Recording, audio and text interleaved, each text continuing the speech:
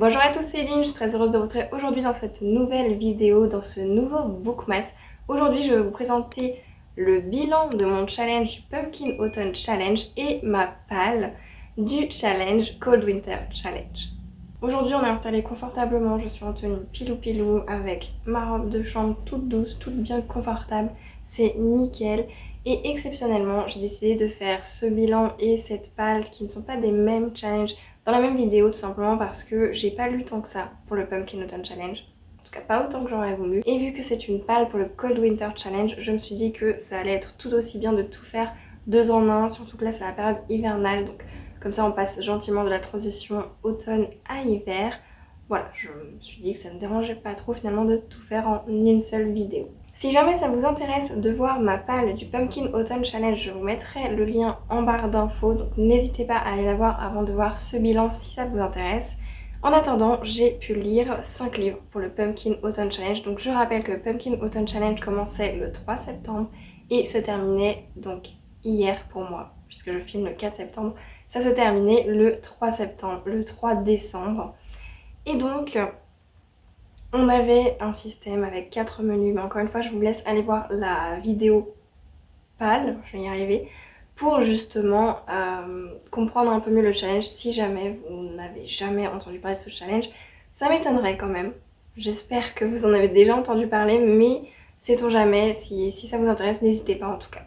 Alors moi, je m'étais fait une palle vraiment pour limite un livre par sous-catégorie. J'ai pas réussi, mais comme je vous ai dit, j'ai quand même lu 5 livres, 6 en tout, mais ça me validait 5 catégories.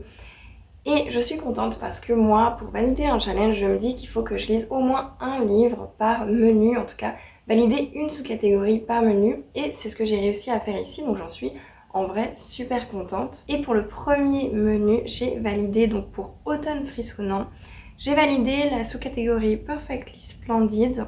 Et pour celui-ci, j'ai lu Demon Slayer, les tomes 1 et 2, donc les mangas, voilà, ceux-ci. J'ai fait une vidéo manga où je vous présente le manga, donc je vais pas le faire ici, je vous renvoie à ma vidéo si jamais ça vous intéresse de savoir de quoi parle ce livre. En tout cas, sachez que j'ai bien aimé, j'ai bien aimé quand même l'histoire, le récit en soi. Par contre, j'ai eu du mal avec les dessins, donc encore une fois là, pour plus de détails, je vous en parle dans la vidéo de manga où je dégomme ma page justement de manga pour cette fin d'année. Je ferai une partie 2, j'ai bien entendu que ça vous intéressait, donc je ferai une partie 2. Et moi ça m'arrange parce que comme ça je vais vraiment réussir mon challenge de dégommer ma palle parce que j'y tenais vraiment à le faire et bah malheureusement je suis tombée malade donc j'ai pas pu terminer le vlog avant la date fatidique où je devais le sortir. Mais en tout cas j'ai beaucoup aimé ce Demon Slayer tome 1 et 2, je compte bien acheter la suite, découvrir la suite. Et même si les traits au début ils m'ont un peu gênée, hein. C'est pas vraiment le style de dessin que j'aime. Vous entendez du bruit, c'est Lily qui est en train de se lécher là où je pense, n'est-ce pas qui fait quand même vachement de bruit en vrai. Excusez-moi, on va revenir se refocus sur les livres. Et qu'est-ce que je disais? Du coup, oui, les traits, c'est pas mon style à moi, c'est pas ce que j'aime spécifiquement lire, découvrir. Mais par contre, étonnamment, je pense d'avoir lu les deux à la suite, bah je me suis plus focalisée finalement sur le récit. Et ça m'a moins dérangée ensuite d'avoir ces traits. C'est vrai que c'est pas mon style, mais voilà, l'histoire a quand même bien rattrapé ça. Mais je m'attendais vraiment pas à ce style de dessin en fait. Je sais pas, j'ai l'impression qu'en fait ce que je vois sur les couvertures et ce que j'ai vu des animés, j'ai l'impression que ça n'a rien à voir avec les dessins à l'intérieur. Donc c'est trop bizarre, mais bon, en soi, je trouve que le récit est assez intéressant quand même. Ensuite, pour rester dans les romans graphiques, et celui-ci, je vais vous le présenter dans ma vidéo de justement je dégomme ma palle. Mais comme je suis tombée malade, bah, j'ai pas pu terminer, mais je l'ai bien lu. Et j'ai pu lire Death Note et valider pour le menu Automne des bois et au-delà. La sous-catégorie La mélodie infernale de la corne de chasse. Je l'ai considéré dans celui-là parce que je me suis dit ça rentre avec monstre, créature, voilà, avec le dieu de la mort, etc. Je me suis dit, on va insérer ça là, ça va fonctionner. Et donc c'est le Death Note, donc l'intégrale 1, donc on a le premier tome et le deuxième, si je me souviens bien, dedans. Et j'ai beaucoup aimé, alors pour moi c'est une relecture, j'avais déjà lu dans une autre édition les Death Note, et Et franchement j'ai adoré, j'ai hâte de découvrir la suite parce que j'avais lu que les 2 premiers tomes. Donc c'est une relecture de ces premiers tomes, mais franchement j'ai aussi aimé que la première fois que je les ai lus. J'aime beaucoup, beaucoup, beaucoup. Je trouve que c'est original et j'aime beaucoup ce personnage. Alors je vais pas trop m'avancer parce que je veux pas trop en dire par rapport à mon autre vlog que je vais faire justement. Mais j'ai beaucoup aimé le personnage justement, Light, si je me souviens bien de son prénom, qui justement pense faire le bien, mais en faisant le bien finit par faire le mal.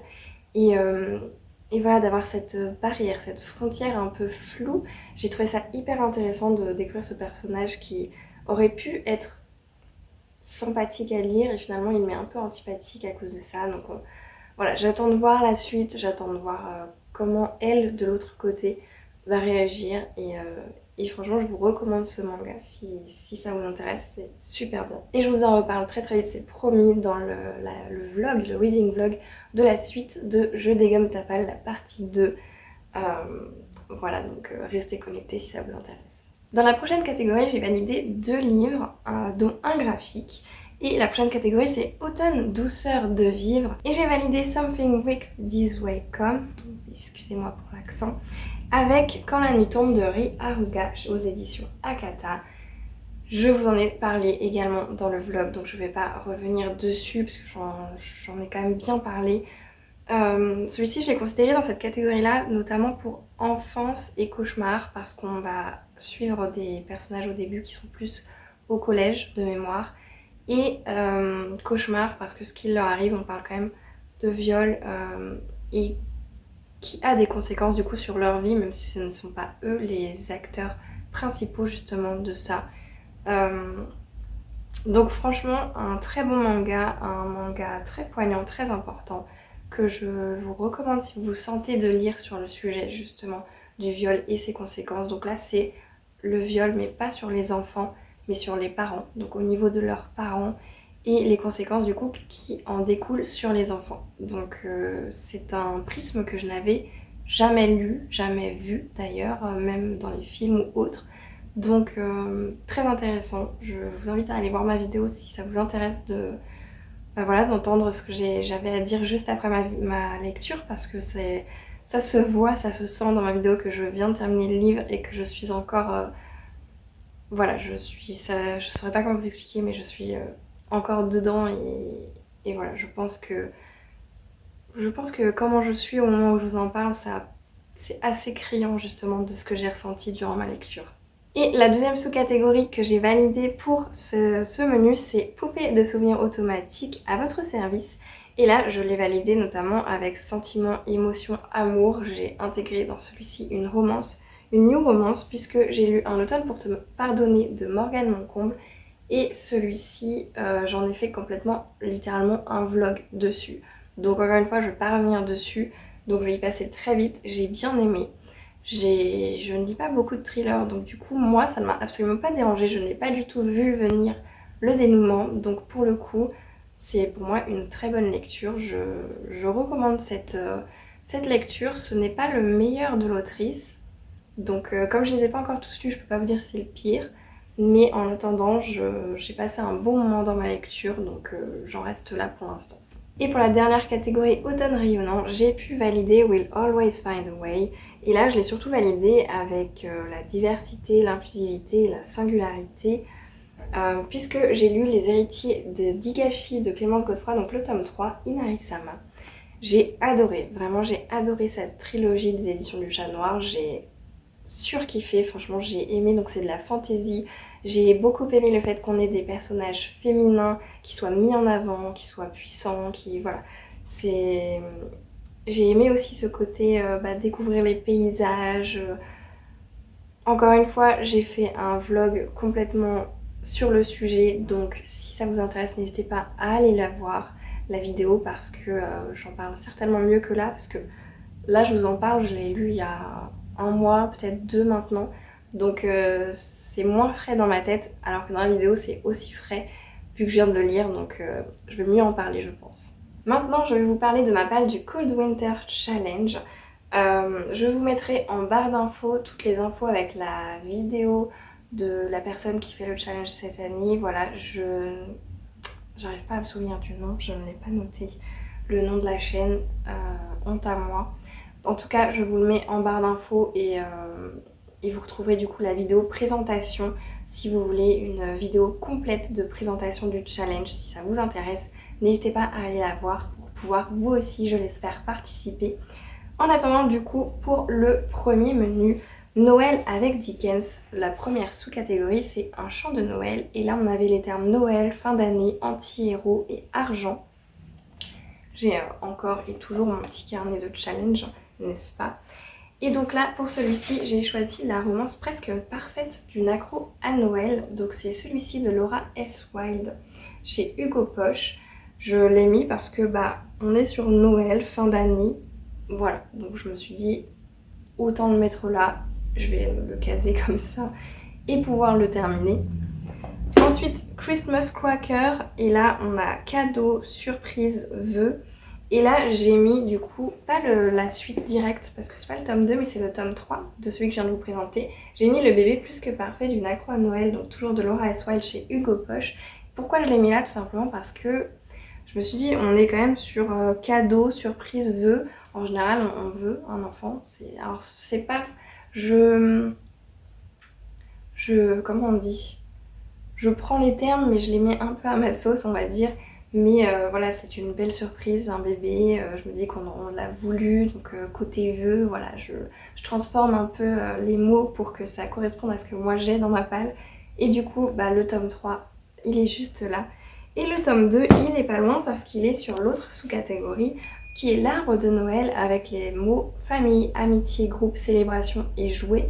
Et celui-ci, du coup, j'ai mis le mariage presque parfait d'une accro à Noël de Laura S. Wilde chez Hugo Poche. Et pourquoi je l'ai mis là? Tout simplement parce que famille, célébration, je trouve qu'on est dans le thème vu que c'est le mariage en général on fait en famille et on forme ensuite une nouvelle famille et en plus c'est la célébration d'un mariage. Donc voilà, je me suis dit j'ai les trois et comme ça je pourrais lire la trilogie, ça valide complètement les trois sous-catégories et vu qu'ils sont courts je vais les lire très rapidement et de toute façon je vous ferai un vlog sur toutes mes lectures de Noël de cette année, donc restez connectés aussi. Pour la prochaine sous-catégorie, j'ai choisi complètement un autre livre, donc un autre thème on va dire. Là on est sur Fantômes des Noëls passés, présents et futurs et on a comme mot-clé enfance, espoir, nostalgie, voyage dans le temps et peur. Et moi j'ai choisi de mettre à nouveau dans ma palle Anne de Green Gables, le tome 1 de Lucy Maud Montgomery. Je le mets souvent dans ma palle mais il ne sort jamais. Donc ça se trouve il ne sortira toujours pas cette année. Mais j'essaye et pourquoi j'ai mis là? Parce que si j'ai bien compris on parle surtout de l'enfance d'Anne dans ce premier tome. Donc je me suis dit que ça pouvait complètement rentrer dans cette catégorie. Je verrai à la lecture si vraiment ça rentre dans la catégorie, si je le lis en décembre. Enfin en décembre, j'ai jusqu'en février donc en vrai... J'ai de la marge pour le lire, donc j'ai très hâte de le voir. Ceux de Noël, forcément, je vais tous les lire en décembre, mais voilà, Anne, je peux le lire plus tard. La dernière sous-catégorie, du coup, de cette catégorie, c'est Festin de Noël avec les mots-clés gourmandise, cuisine, chocolat et grands-parents. Et là, je pense que j'ai le livre parfait, surtout au niveau cuisine, en fait. J'ai vraiment tout misé sur ça. Avec le livre de Sophie Jaumin, Les personnages s'éveillent sous les flocons de Charleston Poche. Celui-ci, j'ai trop hâte de le découvrir. Je pense qu'il va me mettre une bouffée d'air frais, vous voyez. Parce que là, pourquoi cuisine? Parce qu'en fait, on a une personne qui a un refuge de rennes, qui du coup s'occupe de ces rennes. Et en face d'elle, il y a un restaurateur qui aimerait mettre quoi à son menu? Du renne. Voilà, donc forcément, la première personne n'est pas d'accord pour donner ses rennes à manger. Et la première personne veut absolument mettre à manger pour ses clients du renne. Et donc voilà, d'où le livre dans cette sous-catégorie, puisque ça rentre un peu dans la cuisine, puisqu'il sera question ici tout simplement de pouvoir ou pas avoir du renne au menu pour ce restaurateur. La deuxième catégorie se nomme Féerie des fêtes, et la première sous-catégorie c'est Deck the Halls, et il faut un livre avec une couverture rouge ou verte, et moi j'ai choisi une couverture avec du rouge et du vert, puisque j'ai Noël à la charmante librairie chez Pocket de Jenny Colgan. Donc voilà, il rentre parfaitement du rouge, du vert. Celui-ci m'intrigue beaucoup. Il y avait le terme de librairie, on va passer tout le long dans ce livre dans une librairie, donc franchement, que demander de plus, j'ai envie de dire. J'ai trop hâte de le découvrir.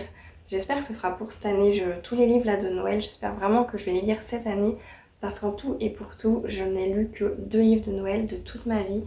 Donc à 27 ans, ça fait quand même pas beaucoup de livres de Noël de lus.